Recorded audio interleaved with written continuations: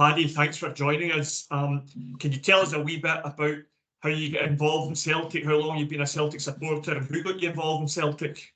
Yeah, I'm probably like everyone else, Paul. I've been a Celtic supporter all my life. It was something my grandfather sort of really got me into, who was a mad Celtic man.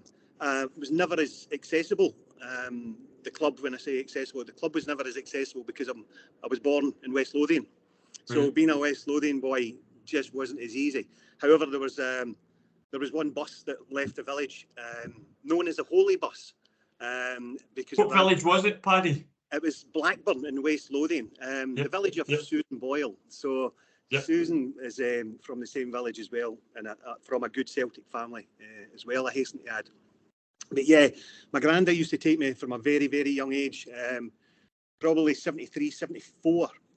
Probably that would have been my first games that I was going to, and then that progressed, you know, and I've been into football, not only just watching Celtic, but I loved playing football as a kid as well, you know. So I was like everyone, trying to emulate Douglas, try to emulate McStay, try to emulate, but I was a daft centre half that could never ever display the same skills as these guys, you know.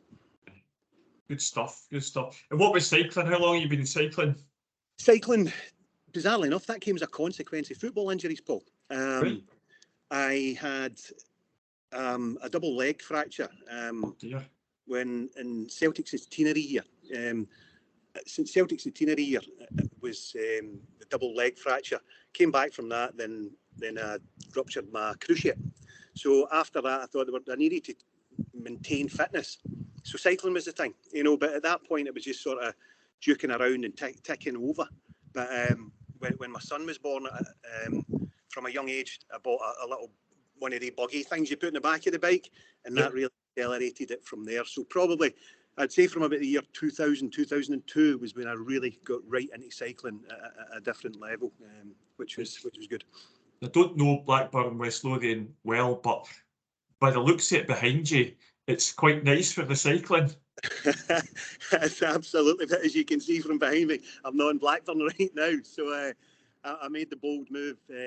I always wanted to, in my adult years, finish my working career at a reasonable age where I could come out to Spain, enjoy a fair bit of my adult life. So my wife and I did that, and we're in our first year in Spain just now in the Murcia region, which Paul, I can never underestimate how important the cycling was in the relationship, because one, I found this village through bringing the bike over to Spain and moved over here and absolutely love it. So you'll see this, we're in mid-March or March just now, 22, 23 degrees, hardly a breeze, and it's been fabulous. And while speaking to the guys who are all doing the preparation for the cycle trip, their battle right now is finding days they can get out and get onto the streets. So a lot of the guys have invested in trainers and such like, and doing it indoors. That's not a challenge I've had. I've had the short sleeves and everything on right through the winter months. Oh, fantastic.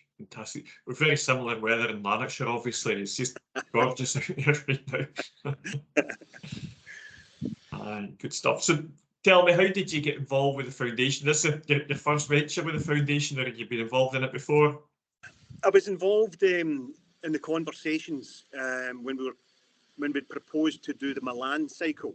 So I'd done a fair bit with some of the guys in terms of the preparation and some of the support we were looking for from the foundation, you know, how around profile and sort of a bit of PR and such like. And the boys at the foundation were absolutely first class. But we had to have the horrible conversation with them two years ago when Tony Hamilton and such, we went in to speak to them around COVID. And the advice was it just wasn't advisable to sort of start hitting the road across Europe, because it was at a time when France was just shutting down, Italy had shut down and such like. So we put the brakes on with that one.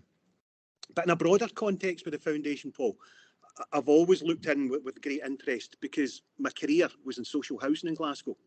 And when I see the work that the foundation do with local communities, you know, and people think a lot of it is football orientated and related.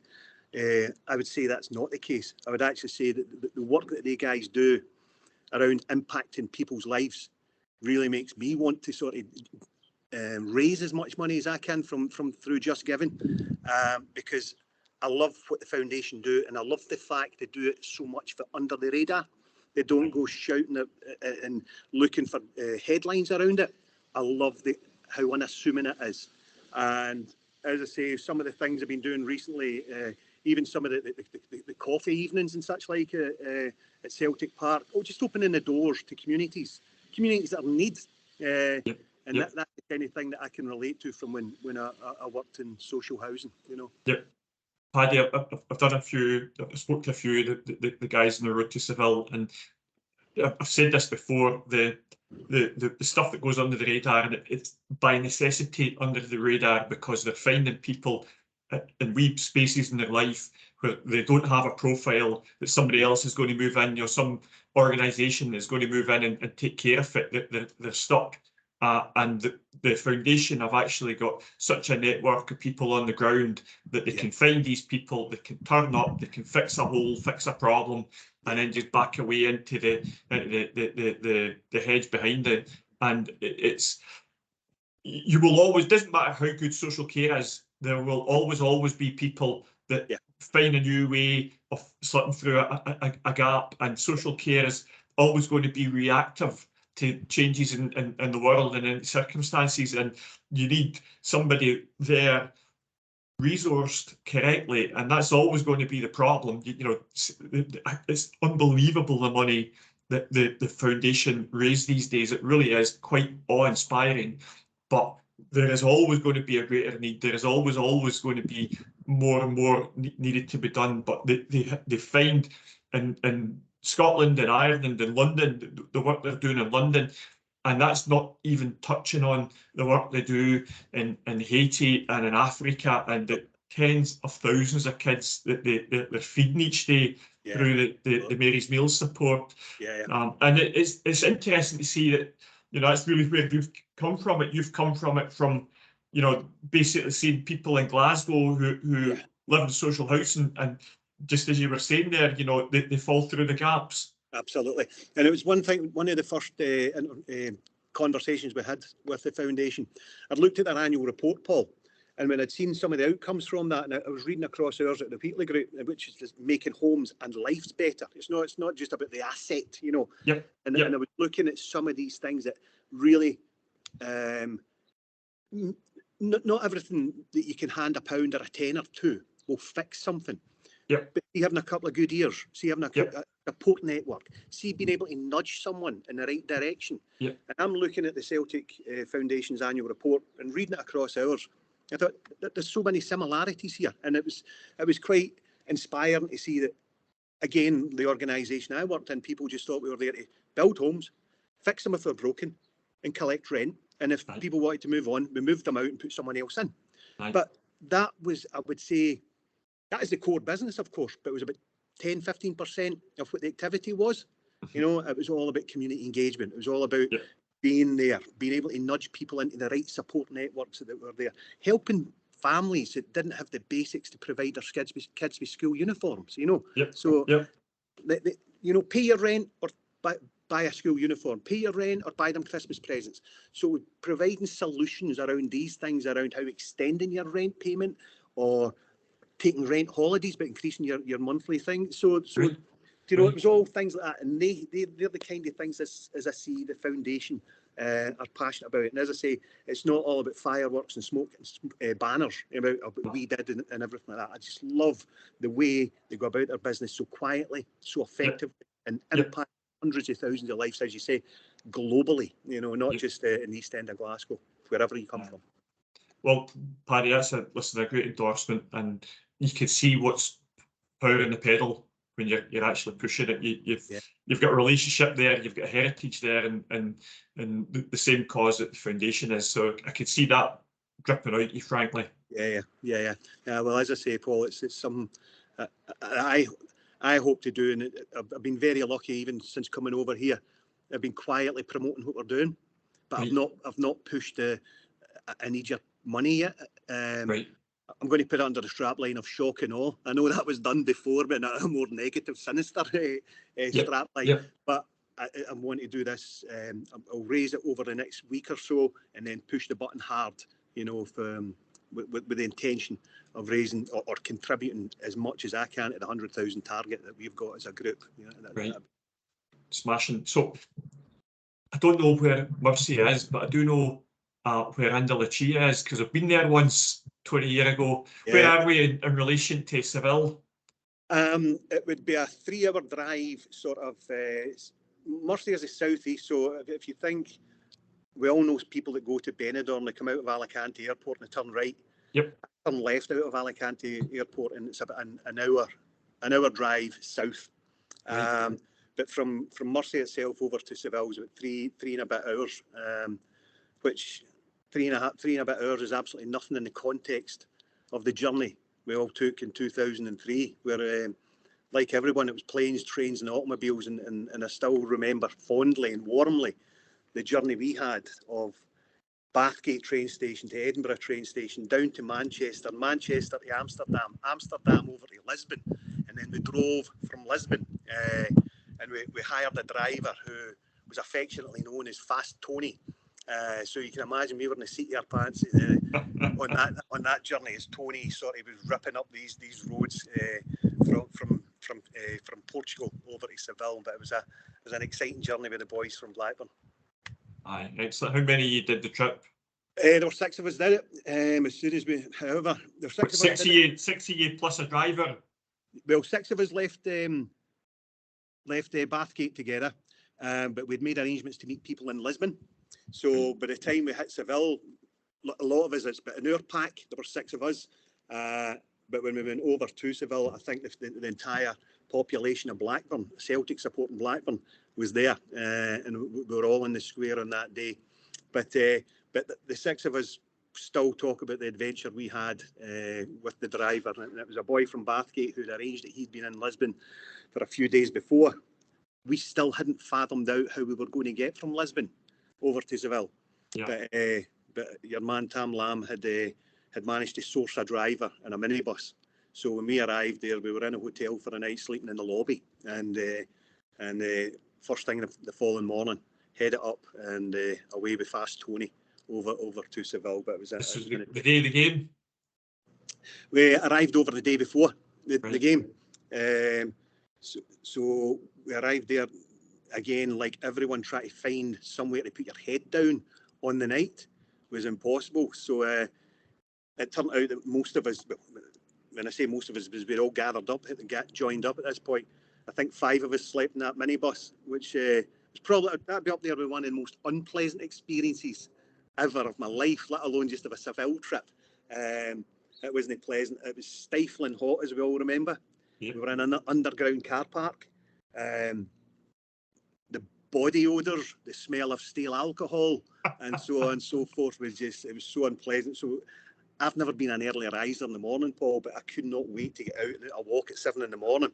But as you're out a walk at 7 in the morning, you're meeting fellow Celtic supporters that still hadn't been home. So it was just one of those adventures that we could talk about forever and a day. Yeah. Did you get a ticket?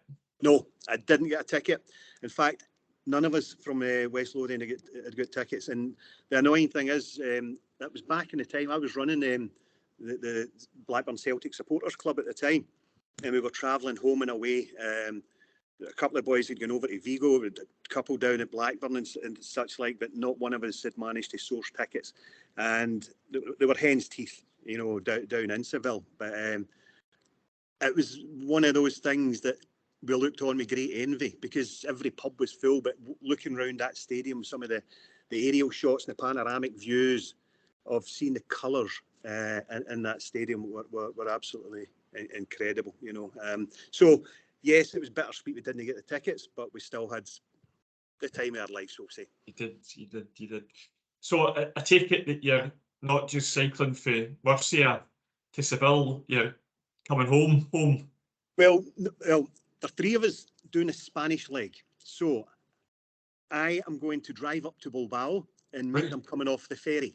Right. So the guys and girls will go from, as we know, from Glasgow down to Stranraer, over the Irish Sea, a bit down through Ireland, and they'll do the ferry from Rosslare over Right. at Bilbao. Now, I have semi-alluded to it. I'm not one for doing the sailing, you know, so I thought, and their ideal excuse, I don't need to do the Bay of Biscay. So Alan McLaughlin, no relationship in the McLaughlin there. Alan had been kind enough to offer the Spanish leg of it. So I'll get the opportunity to drive up to Bilbao, and then I'll just do the Spanish leg down through Spain, down through the Spanish side of it, which I'm very excited about, because I'll get to see bits of Spain that I planned to do anyway. Yep. But to do it in the safety of that group, you know, because we've got the support guys, the support team there with us as well, and it'll just be 7, 8, 9 days of Celtic chat, blether. It'll be great fun. So some may say I'm shirking a wee bit, no doing the Irish Hills, I'm not doing the Ayrshire Alps, but I'll certainly do the heat of Spain going down that way. So I'm the easy one. And what distance is that from Bilbao down? Well, as the crow flies, it would probably be about 700 kilometres. But I know the way that it's been planned out as well. It will not just be as the crow flies, there'll be a couple of wee detours in there as well. So 700-800 kilometres on the Spanish side of it, which will be exciting. And again, fair play to the guys that have done all the preparation and the planning for this. You know, be very meticulous. Some cracking hotels. What I've said to them as well is they'll get to see some different bits of the Spanish culture and everything as well. They'll get peace of mind of the safety on the roads here, and I'm touching wood with that one, but Spanish drivers are a lot more accommodating, a lot more understanding. I've never felt safer. My wife worries less when I'm out on the bike here, you know, and that's what the guys will get to see, particularly in some of the more rural parts of Spain. In terms of training, where are you? Are you ready for it? Have you done anything like this before? I've not done anything to this extent, Paul. I've done a couple of wee one-dayers, but 8-9 days consecutive at sort of 100 k's a day. And in fact, some days it'll be a lot more than that. There'll be some that'll be slightly less. So this is a first for me. Training, I've been blessed with the weather here. You know, I went back home to see parents at Christmas and New Year. But as soon as I came back, I've hit it and I've been on it. I'm right now probably doing 200 miles a week, you know, and I could do a lot more, but I need permission from my wife to say, is it all right if I go out for 6 or 7 hours a day? But I'm up to the 100 miles a day quite easily just now. So I would feel ready, feel fitter. Blessed with the weather, as I say. The roads are a lot more... a lot better when you get back home. And you touch on a cost there as well, Paddy, that it's not just the time you put in, you know, there's more than you put time in this. You know, you need support and permission for the family as well, because it's a huge commitment, and it's not just about those days, it's about the months that lead up to it. You know, it's you need to have a lot of support behind you there. Absolutely. Listen, my wife thinks I'm mad. In fact, I can take it back to the original plan when we were going to Milan in 2000. A lot of people at work had actually accused my wife of being the one that introduced COVID to Glasgow as a way to deter us for going away for 2 weeks. However, she knows my ambition. She knows what I want to do, and been so supportive. She thinks we're mad.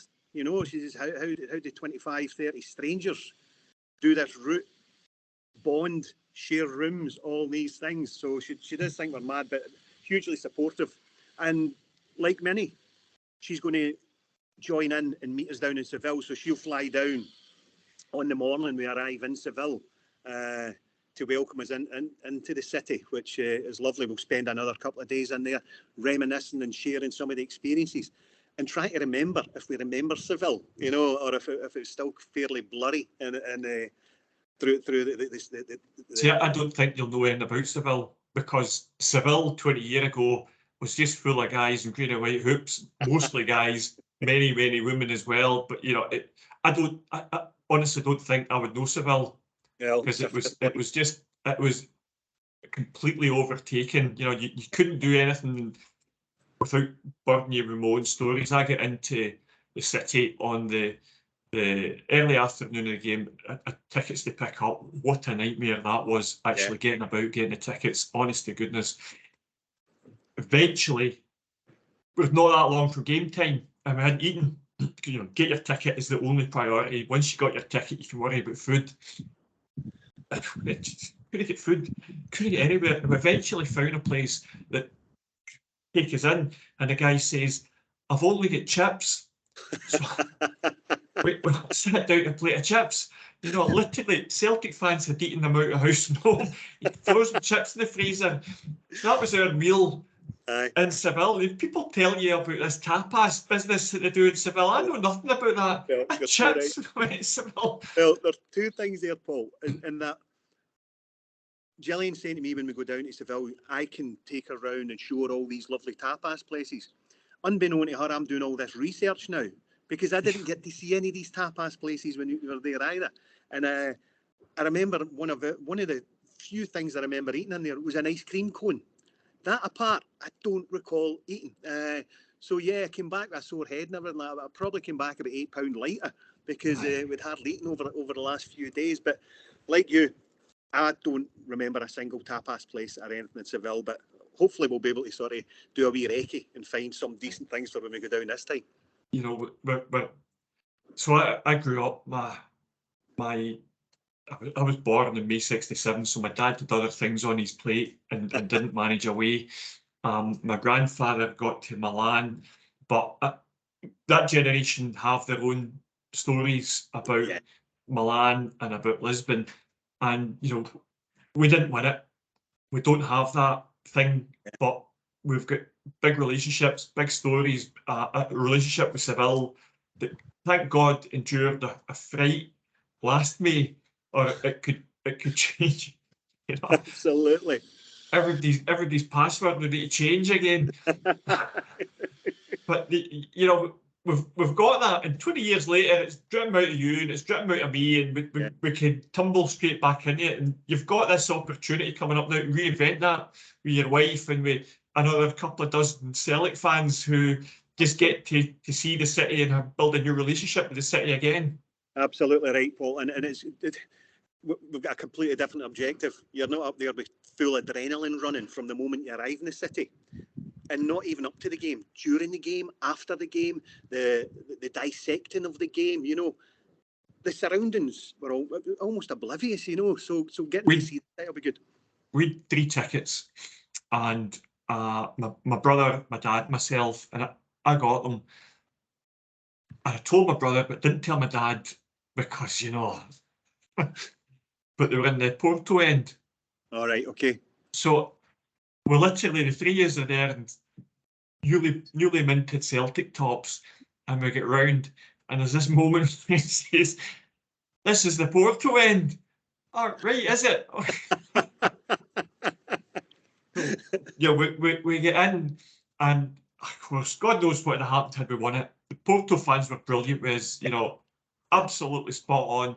Wished us all the best. They knew the game, where the league race was in Scotland. Wished us all the best for the weekend. Yeah. And so we've got these great warm feelings about that. About, you know, we've got our own wee special story about being Celtic fans in the middle of the Porto end. We got out alive with best wishes. You know, had 10,000 of them had to be as upset as Celtic fans were at the end. You know, they only had 3 guys to pick on, so it could have been another. You know, I might have had a momentary joy, but it might have been a completely different story when we get back out again. Absolutely. Well, we on our journey over from Lisbon, down through Lisbon, we had to stop and refuel, and we were sitting in this service station, blistering heat, and a coach pulls in, and all the Porto, they all come off, and they're blue and white strips and everything, deco and everything on the back. And at this point, there were only 6 of us. We thought, oh no, I hope they're not going to be nippy with us or anything here. Aye. Within 15-20 minutes, Paul, there were a ball in the car park, and there were 6 of us taking on about 12 of them, you know. But it was just laughs, and it was great camaraderie. And I think that camaraderie at that point, it relaxed us, you know, you're going in there, you know, because that could have been a niggling start to the early bit of the journey. Boys were first class, you know, and when I say boys and girls, you know, they were as excited as we were. But like yourself, the good wishes and everything we were getting was absolutely first class, and it was lots of photo moments. And it's probably one of my regrets. We didn't have digitalised everything back in the day, you know. So I remember coming back from Seville, and one of the first stops was a chemist to hand in all the spools to get all your photos developed and everything like that as well. But I wish we had digital formats then, that we'd have had a lot more memories of videos and film and everything like that. We would say we took a camera, but I think the last photo was at Bristol Airport. So we drove to Bristol Airport because that was the nearest airport. Get a flight. But I think that was it, because it was in the bag. It was in the hold all with the clothes. You couldn't take up. People didn't take cameras. I didn't take a camera at the game, but you know, so I don't have anything from the stadium or the day itself. It was all just basically, you know, hanging about Bristol Airport, which of course Bristol Airport was mobbed full of Celtic fans. You know, it's probably the furthest airport away from Glasgow and the island of Britain, but you know, it was still mobbed full of Celtic fans, and every airport between there and Glasgow must have been. It was the exact same, Paul. As I say, Manchester, and as I say, the route we sourced. In fact, I was responsible for it.